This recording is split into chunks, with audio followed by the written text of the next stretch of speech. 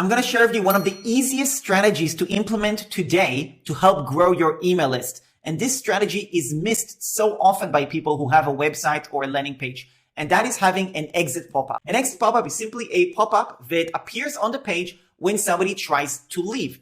You see, you work so hard to build an audience with your blogs, your content, your sales pages, your landing pages, your social media. And when somebody finally goes to your website and then leave, you are missing out on building an email list. So whenever I have somebody ending up on my website, and it doesn't matter which website it is, it could be eranbukai.com, as they go through and scroll, they might try to leave, and then you'll see there is a pop-up. Same thing happens when they end up on eranfunnels.com. Again, they could browse through and read through, and then when they try to leave, you will notice there is a pop-up. So go and implement this in your business right now. If you need any help, send me an email, contact@eranbukai.com, and I'll be happy to help.